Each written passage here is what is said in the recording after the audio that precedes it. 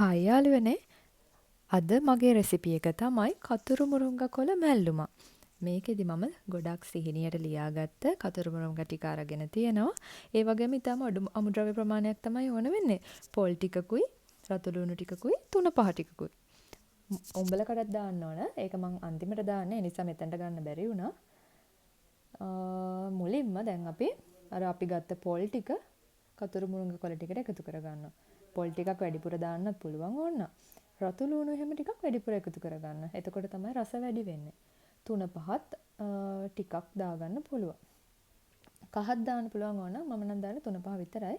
ඊළඟට අවශ්‍ය ප්‍රමාණයට ලුණු දාන්න. දැන් මේ ටික හොඳට කලවම් කරගන්න. අතින් තමයි ඒක හොඳට කලවම් කරගන්න පුළුවන්.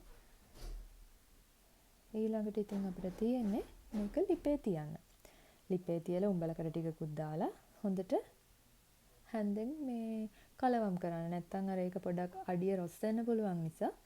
ඉතින් මේ තියෙන මම හදාගත්ත කතුරු මුරුංගා කොළ මැල්ලුම. ඕගොල්ලෝ මේ රෙසිපියට හදලා හොඳයි නම් මගේ channel එක subscribe කරන්න.